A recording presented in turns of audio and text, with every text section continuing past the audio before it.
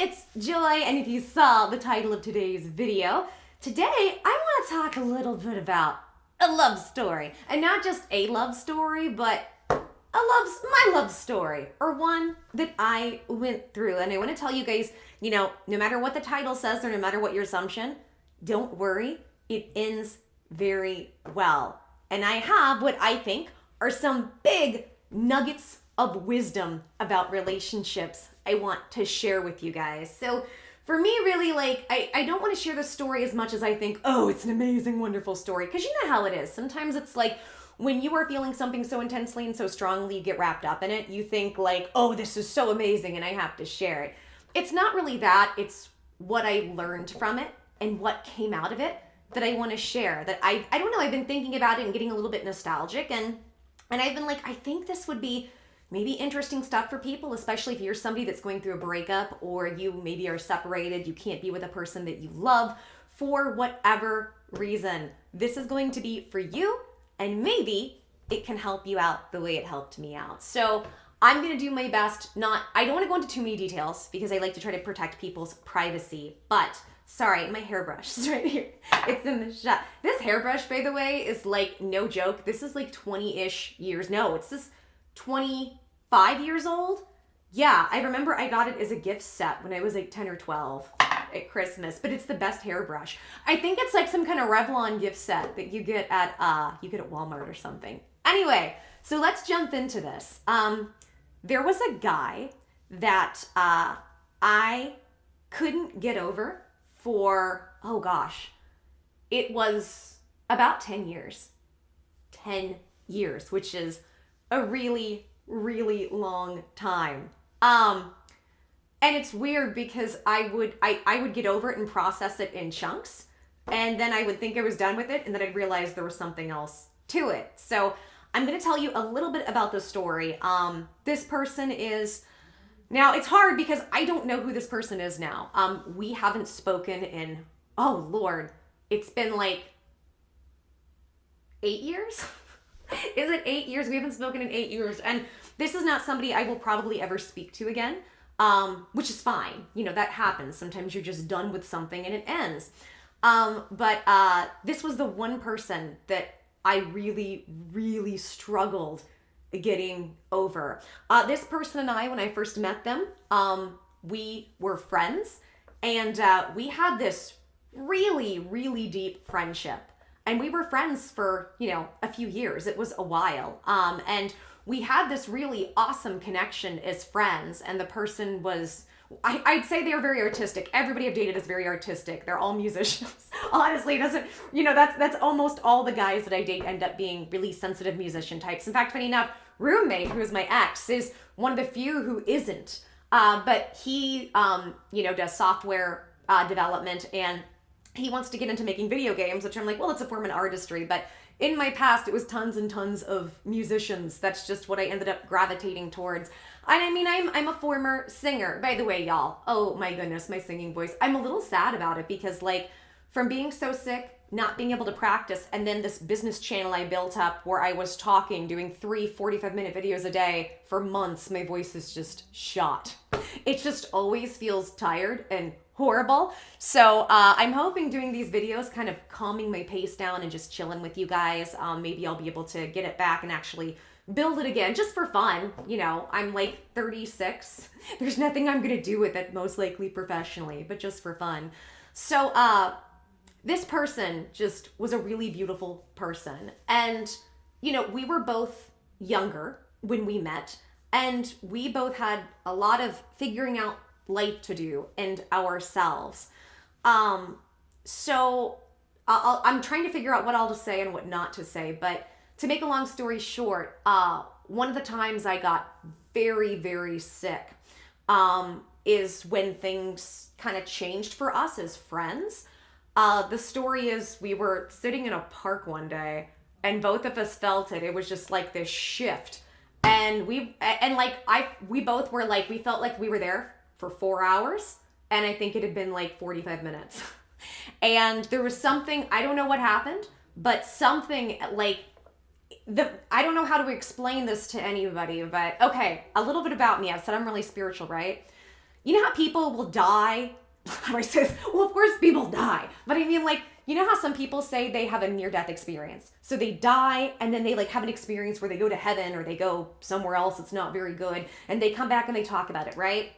So part of why I'm so spiritual is when I was 14 years old, I had an experience like that changed my life. If you guys ever want to hear about it, let me know. But this is when I really dove into spirituality because I was like, oh my gosh, there is so much more beauty and truth and just amazement that we don't get access to and we don't see. And that kind of set me on, really hyper focused on a spiritual path. Like when I was younger, I was always fascinated by like ghost stories. It's funny, 10 years old, I wanted to go get this book called, I think it was called Embraced by the Light. This woman had this near-death experience and I was fascinated by aliens. Remember I told y'all I got Weekly World News when I was little, that really weird news magazine that's like, that boy did this every week. I had a subscription. It's so embarrassing. I had a subscription, but I love stuff like that. And being from the Midwest, especially in like the 2000s, the 2010s,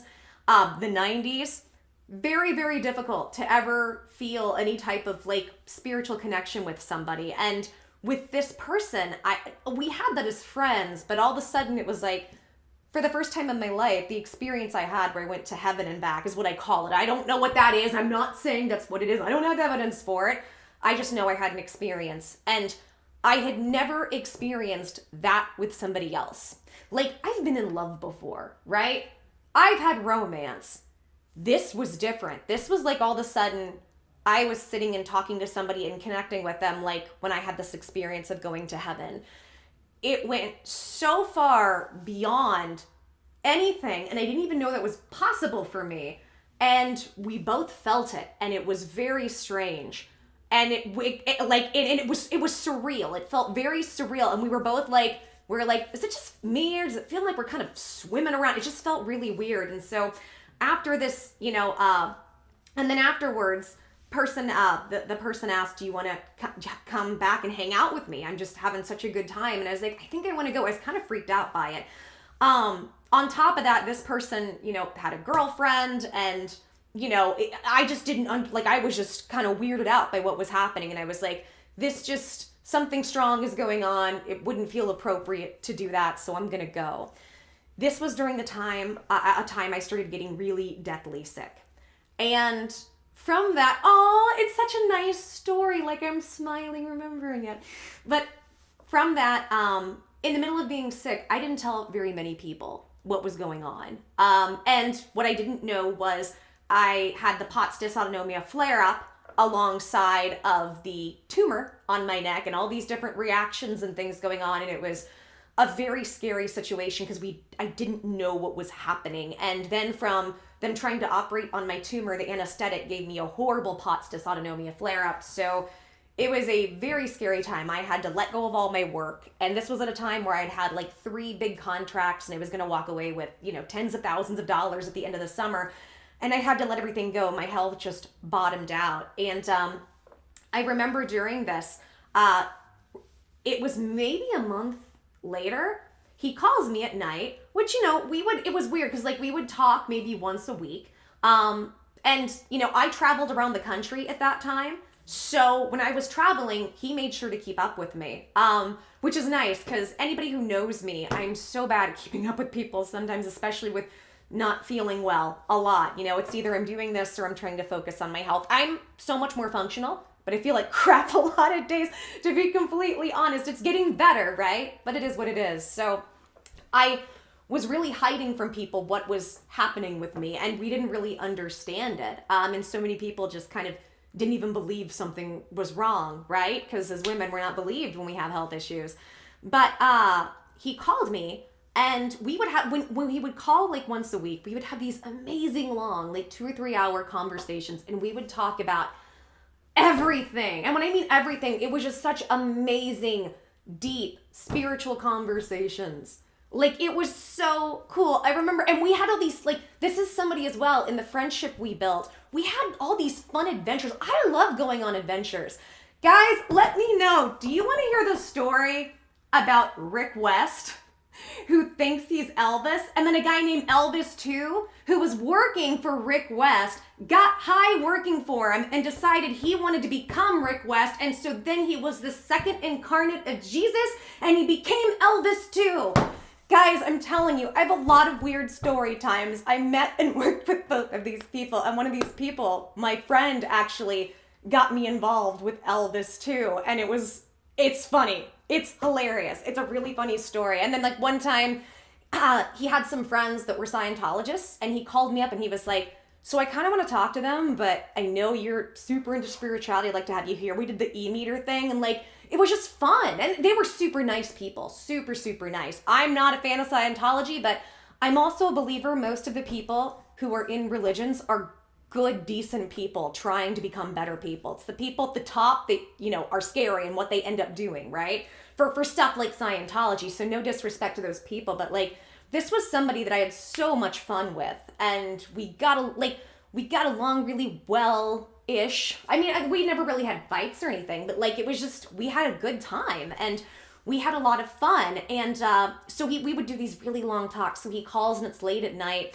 and he's like, so I'm at my grandparents' farm, and I'm just laying here, and I'm looking up at the stars, and I'm just contemplating about everything, and I was thinking about you. And we had this beautiful conversation where once again, it was like, crap, things have changed. And nothing had changed other than something felt different. Like we still spoke to each other the same way. Maybe it was, I'm kind of hyper, so maybe it was a bit calmer and, slightly more of a poetic nature, but it wasn't like we were exchanging feelings or anything. It was just a really beautiful conversation. And so here's what happened, because I'm gonna go into this story because there's a couple parts to it. So to make a long story short, my health was really, really bad, and one day and this is one of the first big bouts of horrible health I had. I just sat and I meditated. I broke down and I just kind of did what I do spiritually, and that's kind of going to kind of like what people in religion would call like surrendering to God in that sense. And I'm like, okay, am I supposed to leave the planet? Am I supposed to be here? What am I supposed to do? And I got all this beautiful information internally that felt like you're supposed to figure this out. You're supposed to fight. You're supposed to do all these things. And all of a sudden I heard, call your friend, call your friend. And that was the one thing I resisted to. And from there, little pieces of the puzzle of my health started to fall into place, so I could at least get to the point where I got better. So that night, that happened during the day, that night, and it had been probably a month since we had that awesome conversation. I hadn't heard from my friend in a while, which was weird, but it wasn't that big a deal. Because you know how it is, like when you're older and you got responsibilities, or when you're me and you get sick and stuff, like sometimes you can have close friends you don't talk to for several weeks, right? And I get an email that says, I miss you. I broke up with my girlfriend. I lost your number. Call me. And we talked, and we had a very honest conversation. And the person said, I have feelings for you. I've had feelings for you ever since I've met you. I've just tried to keep them contained. And I think I've done a good job at that, but something's shifted lately. And we both, without ever talking about it when it happened, felt a shift. It was really weird. And I said, I appreciate that. And he was like, I would like to see where this goes. And I'm like, I'm really sick. And so I opened up and explained what was happening. And he was like, you should have told me. And I'm like, well, this is a really scary situation, and I don't understand what's happening myself. So he was like, I'm going to come over and pick you up tomorrow. And I was like, okay. And he did. And we sat and had a very honest conversation, and it was beautiful. It was really, really beautiful. And we ended up hanging out for a couple weeks, kind of like a couple would, but nothing was official. But things got really weird. Yeah, he got very weird. And I think that the enormity of my health situation, I don't think he understood it, but then again, most people don't, kind of hit. And I think as well, he had just broken up with a long-term girlfriend. I think there were several things that he was concerned with, and being older and now understanding what's going on with me, I totally get it. But he ended up kind of starting to be mean to me.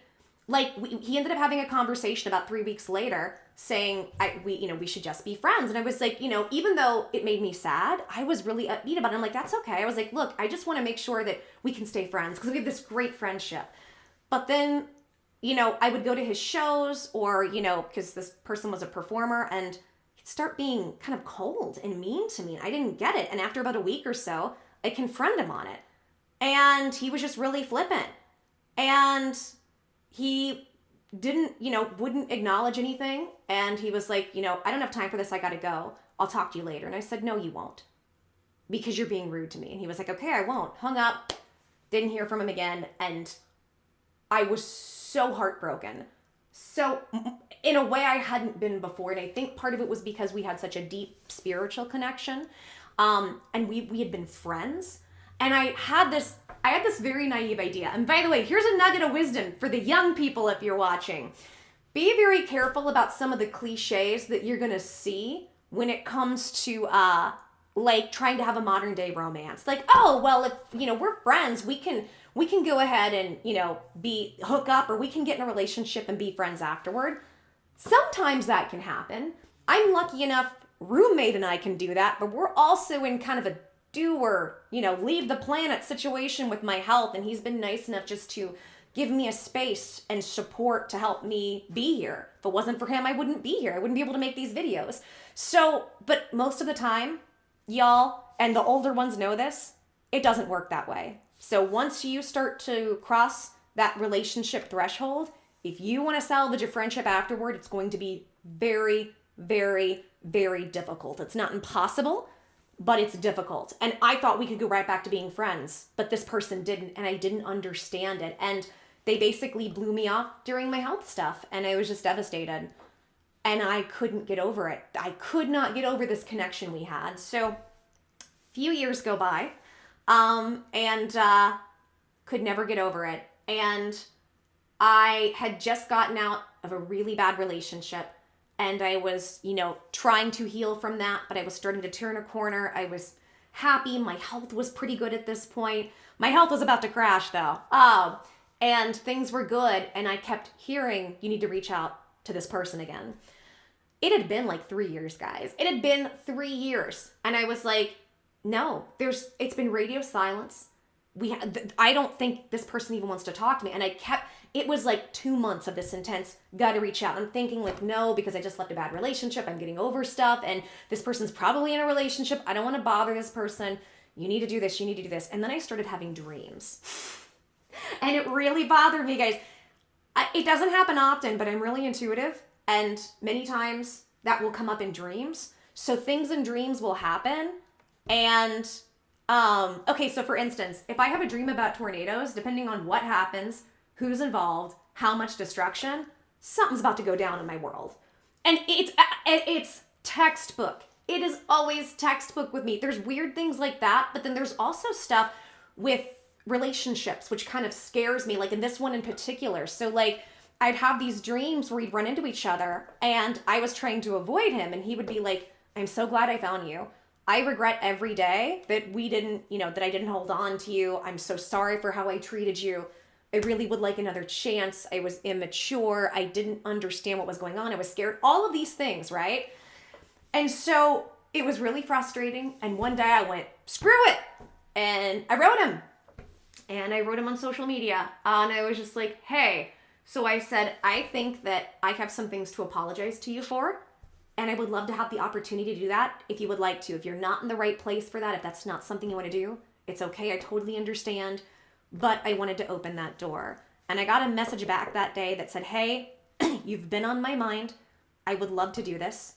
I'll get back to you. And I was like, okay. And then 3 weeks goes by. 3 weeks. And I get this feeling, reach out, reach out, reach out, reach out. He's scared. And I'm like, no. And I'm fighting it. Finally, one night, no joke, it's like 9 p.m. And so on like a Monday or something. So I wrote this person. I'm like, okay. I was like, I know that you said you needed some time and that's fine, but I need to do this. So I'm going to go ahead and write out what I felt. And basically what I wrote was, I'm sorry for certain things I saw that maybe I could have done differently or messed up in. This was during some of my new age years. I mean, I'm still, you're hearing me talk about an experience with heaven. I'm still kind of a new ager. I'm very spiritual, but this was during a very chaotic time of my life with being ill. And so I wrote and tried to take responsibility and ownership for certain things I did. And I sent it and I thought, okay, I'll never hear from him again, but at least I did what I felt I had to do, right? I was like, I've tried to close that door, so that's it. I literally get a message like 1 minute later that says, call me, and my number. And I didn't expect it. And I was like, oh my gosh, I was so nervous. So I pick up the phone and I call on my cell phone. And it was so amazing to hear this person's voice. And like, we were both laughing at how like happy we were to talk to each other. And I was like, I've missed you so much. I've missed and I kept saying, I'm like, screw everything else. And it makes me sad to still think about it. I miss my friend. I miss my friend. I miss hanging out. And he was like, me too, me too. And so we're talking and we had been talking for about a half hour, and he had done a lot of work on himself and was really calm, and it was just a beautiful conversation. And I said, listen, you're going to think I'm nuts, but you already know me. I'm not a conventional person. I know it's like 9:30 at night, but I have a feeling we're going to have another 3 or 4 hour conversation. He's like, yeah. And I'm like, okay, what if I just come over? Would you be down for that? And he was like, absolutely, get over here. He was like, I'm thinking the same thing, but I thought because it's late, I don't want to give off the wrong impression. So I get in my car and I drove like a half hour because it's a ways, from where I lived, it was a ways to get there. So happy, so excited. And I'll never forget, he came out of his house and there are street lights and everything was lit up. And I was wearing a sparkly shirt. You all know I love me some jeans and some sparkle heels, and it was looking really cute. And he comes out, and it was just my old friend. And I was so excited. And at first he was walking calmly to me, and then he ran up to me. And this person is really good at giving hugs and gave me the biggest bear hug. And we hugged for like a good 30 seconds in the street. And I just said, I'm so happy to see you. I missed you so much. He's like, I missed you too. So he takes me by the hand. We walk into his house. And I sit down on his couch. He's playing really beautiful, like divine classical music. Not just classical music where it just like feels like you have a stick up your butt and you're being pretentious. I say that, and I grew up around classical music, and I did classical music, but it was just really, really beautiful classical music playing, and it was the connection was right there again. And so I ended up staying the night, and we talked about everything, and everything went right back to where it was. And here's the weird part. So I said, I'm so confused by what happened before. Explain. And all these dreams I had and all this intuitive feeling I had about what happened, basically he confirmed. And then the dreams, I told him, I was like, I would start having dreams about you. And he was like, I had dreams about you too. I'm like, that's weird. And then I told him in the dreams what was happening. And he was like, so yeah, what you're saying are things I've been wanting to say to you. And I was like, oh my gosh, this is creepy. This is creepy. What's happening? And I ended up staying the night with him. And it was just, it was just this beautiful, intimate, like lots of cuddling and just a beautiful experience of just two people saying like, I've missed you so much. I'm so sorry. And he was very apologetic for the way he'd treated me before. Unfortunately, it doesn't end very well because it ended up not working. And it's I don't really want to say too much why, because even though it was my decision, it was also his decision. He was going to make some decisions in his life that were not going to be good for me in that moment with the relationship I just got out of. And it was going to lack all stability. And I felt like he was making some very poor choices and decisions. And I told him that. And he was kind of like, we can make this work. And I was just like, I can't go back to the instability that I had before. So I chose to break it off. But about a week or two later, I was so sad. I couldn't get over it. And guys, I'm good at getting over things. I'm fairly good at getting over things. And I just felt worse and worse and worse every day. So I called and I said, let's talk it out. And he was unwilling to want to try again. And I was like, Well, why were you willing before? Like, so was everything, BS? And this person was kind of like, I think we just have to let each other go and learn from the experience. And so I did. And it hurt. It hurt for years. So that's my little love story, and never have found another person I feel the same way about. Now you might be like, so what happened? Is it going to happen in the future? Here's the great thing about suffering. There are so many beautiful nuggets of wisdom that you end up taking away from it. And I get so emotional because I learned so much from this person.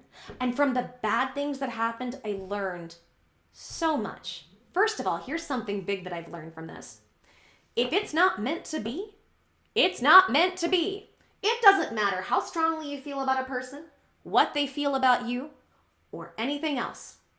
And I looked at it, and let me tell you what happened over the years. Over the years, still had dreams, drove me nuts. Probably once a month, once every couple months, I'd have a big spiritual dream about this person. And this person would tell me, I miss you, I want to see you, I can't right now. It was a lot of, I wish I could talk to you, I can't. Wait for me. It was stuff like that. And I remember being mad about it. I was so mad because I was like, what is this? I'm like, because here's the thing, is like, I worked really hard for about a year or so to try to put it out of my mind and move on. But then I'd have these dreams that would bring everything back up. And they were consistent. And it would just drive me nuts. And for about 2 or 3 days, I couldn't get this person out of my head. And I was like, what's happening? And because I'd had dreams before and this person confirmed everything was correct, it was really freaking me out. And I was like, there's nothing to, and I sat there going, what am I supposed to do? And I was like, I don't think there's anything to do about this. And then I found out that the person not only moved on and got married, but has a family. And that was hard to process. But I was like, okay, you've made your decisions. Good for you. Why am I still having these feelings come up? And I could go for weeks, y'all, not thinking about it. Doesn't really bother me. Boom, I have a dream. It's like it just happened. And it would drive me nuts. And I'd be on the phone with friends telling them, I'm like, this is BS. Like, all I want to do is let this person go. I've worked really hard to let them go. Why does it keep coming back? Why does it keep coming back? And in getting sick this last summer, I had my last dream about this person. It's been actually, funny enough, I've had a handful of dreams since then, but the dreams are awesome. And it's not overwhelming, which I'll talk about, but the dreams of like all these extreme feelings and things. And the dreams would be weird, and the dreams would be like, this person wants to be with me and cheat on their person. And like, they were always really weird and uncomfortable dreams. It's like, it's not fun, but it would bring up all these emotions. And I'm like, why is this happening? And not this past summer, but the summer before, 2019, when we didn't know if it was going to make it or not. I had several realizations during that time, having to lay just flat on bed, and not really be able to move much. Makes you think. And here's what I realized that was life-changing. There was a part of me that I think, and the reason why I kept having dreams, I think there's 2 reasons. I'll tell you the things I think that are most logical about it. I think I had dreams every so often because even though I thought I was over it, I wasn't really over it. Somewhere in me, I was hanging on to that connection, even though I wasn't aware of it, right? I think that was what was happening. And in looking at everything and in analyzing everything, here's what I realized was the cause of all of my pain and my suffering with this and my frustration when this stuff would come up. I was holding on to the fantasy of who I thought this person was in my life, even though they had, already moved on and made other changes and decisions. I was holding on to that because I didn't think I could ever find that kind of connection with anybody else. So it's really interesting because we grow up with a lot of Disney in our head, and Disney isn't all bad, obviously, but I think when it comes to romance, there's a lot of toxic things they can end up, it can kind of end up putting into us, especially about romance, about you meeting your one true love, and it's just one person. And like I said, I had been in love, I had had romance, This with this person was it was like another world. And it was always something I had been searching for and I could never find. And I guess because of that, there was a part of me that thought, so I guess you're it, but you've moved on. That's not going to work. So how does this work? So it was kind of like on some level, my life in that area was kind of in this weird suspension. And I even had other relationships during that. And I'm still trying to work out these weird feelings. It was a very strange situation. But when I finally, it's weird. It was like, you know how you can know information, but it doesn't really do anything? It was information I kind of knew that just clicked. It all clicked in me. And all of a sudden it was like, oh, my issue is that it's not the connection that's the issue. The issue is it's my belief or idea that you're the only person I can have that kind of connection with because it's never happened with anybody else. And I've tried finding that forever. I've been all over the globe trying to find people I can connect with. And we did it on a friend level and a relationship level. And when I realized that, poof, the dreams stopped. The dreams absolutely stopped. And I was very, very grateful for that because I just wanted to move on. And I learned so many beautiful things. And that's when I realized it's like, you know what? I have to admit to myself, I want a big, beautiful, deep, out of this world relationship one day. And it's okay that I want that. You know, I feel like there's this thing where it's like we're supposed to think that we're weaker creatures or something in society because we want, especially as women are supposed to be independent, blah, blah, blah. And granted, it's always great to be independent. I'm not knocking independence by any means. It's okay to want that. It doesn't mean you have to have it or it's gotta always be in your life. You gotta always be searching for it. But I started to make peace with, you know what? I want a relationship similar, but even better to what I had with this person. I want that kind of connection. And you know what? I'm not going to settle. And if it comes, great. If it doesn't, that's okay. But I can be at peace with admitting this is what I want. And now I can look at this and say, it's okay that it's not with you, this specific person. It's okay that it's not with you. I can find this other places. If I did it once, I can do it again. And I don't have to hold on to this in my mind because I believe it can't happen with anybody else. And that was very freeing for me. And I feel like if I want anybody to take anything away from the story, it's that. If you're going through a breakup or you're going through a situation where, like I said, you're separated from your person and it's just not going to be possible to be with them, right? Like, my big thing was over the years going, this person has moved on and has a family. What are they going to do? Call me and I'm going to go be a home wrecker? No, I know me. I'm a child of divorce. No way. And do I really want that mess? And really, guys, I want to say, I'm happy for this person. I am so happy for him. I wish him and his family all the best. I truly do. And I just hope that he's happy. I really do wish him well. And we probably will never talk again. And that's okay too. That's totally okay. But this is what helped me finally break away from this cycle in myself and be able to move on with it. And guys, I learned so much. I learned so much about myself. I learned about setting boundaries. I learned many times when people mistreat you, it's not always about you. A lot of times it's what's going on with them. I just got so many gifts out of this that now when I look back at this, I don't look at it as pain and suffering and something I lost. I look back and I go, oh, we shared some really beautiful moments and that makes me very happy. And I'm genuinely so happy that this person has been able, it makes me so happy to be able to be genuinely happy that they've moved on and not heartbroken. Do you know what I mean? And now I'm in this place where and illness will do this to you. The kind of illness I've had, or maybe what some of you guys are going through. There's a big point of surrender with illness. And this is, I think one of the most spiritual things I've gone through is getting ill, honestly, because it really gets you to your core and it makes you surrender all of your preconceived notions, all of your crap, all of your everything. And in doing that, I finally said, you know what? I'm going to admit to myself, I want a connection like that. Not supposed to be with that person, obviously, but I want something like that. And that can come one day when I'm ready or when other people are ready. Another thing I learned about relationships through this person And I was starting to say this before. Sometimes, no matter how much you want something to work out, no matter how much it feels right, it's not meant to work out. And being able to remove the emotions from it and analyze it, I've been able to see it would have never worked.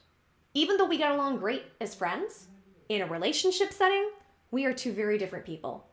Very different. And more than that, here's an interesting part. You can't just have a connection. And you can't just have your personalities match up. You also have to have your baggage match up. We all come with baggage, right? I was very naive and kind of arrogant to think I don't have a ton of baggage because I'm not high maintenance like other women. But now, obviously, I didn't know then what I know now, but like, because I don't, I'm a cheap date and I don't wear a bunch of makeup. And now I laugh because I'm like, no, I'm actually super high maintenance because you got to kind of help keep me alive in my situation. So how many people are going to line up for that, right? And I get that, and I wouldn't put that on anybody or expect them to do that. It's kind of hard to be in a relationship and be a caretaker, which is part of why things didn't work out with roommate and part of why we kind of knew they probably wouldn't. And that's okay. On top of that, we're super different people. But I looked back and I said, this person and I, personality-wise in a relationship, were not going to match up, and our baggage was not going to match up. Sometimes when people have baggage, some people, if their baggage matches up, they can help one another with the baggage, release, and let things go and heal. But sometimes people's baggages are too similar or they're too different, and it causes friction and just creates heavier and heavier baggage to where you're just destroying each other. And this is what I learned. And it was like, doesn't matter what the connection is. If it doesn't work, it wasn't supposed to. That's another thing I had to learn. If it didn't work, it was because it wasn't supposed to work out. These things have brought me so much peace. And I don't know, I just had this feeling like to share some of this with you guys and see if maybe this would be helpful. Or do you guys have techniques where you've gotten over somebody and how did that help you? But it's so freeing to really look back and be grateful now for the beautiful moments that I was able to share with a person. And this person showed me, and this is an amazing gift this person gave. I got several gifts from this person, but showed me what I could have, what kind of connection I could have with somebody. And I'm very grateful, and I will forever be grateful to that person. And I will look back at them with kinder eyes. You know what I mean? Once the pain is gone. It almost feels like, so I don't know if you've heard this, but people with near-death experiences, they go to what they call heaven, and then they'll see people they knew and even people who were mean to them, and it's kind of like everything is gone and everybody's just so happy to see each other and learn the lessons and understand what they went through. And I feel like I can look at that person now and there's hurt in the sense of like this person did things that really disrespected my boundaries that I would never let into my life again. And maybe the person feels that way about me. I don't know, right? And that's okay if they do. But I can look back and just be happy for the experience and grateful, and so grateful and full of gratitude in a way that's not forced, it's not pushed. I'm genuinely happy for that person. One other thing that I learned, sometimes, no matter how hard you try or how hard you force it, if something is painful emotionally for you, it may take a long time to work through and there's nothing you can do about it. Or, and sometimes you shouldn't. Sometimes, I realize now that I think this situation was so painful, I tried to separate myself from it, but I kept having dreams because my psyche, my subconscious was going, you haven't worked on this, there are things to look at. And so every time I'd have a dream, I digest a new chunk and a new chunk and a new chunk until I kind of feel like I fully came together with this. Now, here's the cool thing. I've had a handful of dreams about this person over the last year, probably about 3. The dreams are very different than they used to be. The dreams are now something like I'm at a party, I'm having a good time. We see each other, I see this person with their partner, I give them both hugs and we both express how happy we are that we're both doing well and we wish each other well. And it's great. And there's no weirdness, there's no negativity. We're just all wishing each other well and it's beautiful. And I just thought I'd share these little nuggets about this really difficult relationship that I was in and how I got over it, and maybe this can help you. Or if you know somebody going through something, share this with them. And let me know if you guys like these kind of videos, these kind of like story time, like little nuggets of inspiration or wisdom. I'm not trying to be super inspirational or anything. I don't think I'm that big a deal. I'm just some sick a-hole making videos at this point. But I just feel like if I can help somebody through all the pain I've had to go through and suffering, then maybe it makes it a little bit more worth it. If I have any animosity, it's just I feel like I've been through a lot of unnecessary suffering in my life. Some of it I think is necessary, but we all learn and grow, but some of it's very unnecessary. And if I could just, be of service to people or help people with some of what I've been through, it helps me feel like it was worth it. There was a reason for it. I don't know. Maybe that's something I have to deal with, but let me know what you guys think. If you like the video, like it. And if you want to subscribe, go ahead and subscribe. I talk about all kinds of things. I've talked a little bit about relationships and different stuff. But I also talk about like kind of trending current topics. I try to give different perspectives you might not hear a lot of other places or like in popular rhetoric. So if you like that kind of stuff, let me know and check out some of the other videos. Okay, guys, I'm going to go and just chill. And I'm just going to sit in my feelings and feel good about feeling nostalgic. All right, guys, take care. I'm wishing everybody lots of love, blessings. Until the next video, I will see you later. That was like the most anticlimactic way to end something. Okay, guys, take care, blessings, and until I see you next, I'm giving you guys lots of hugs, mwah, and kisses.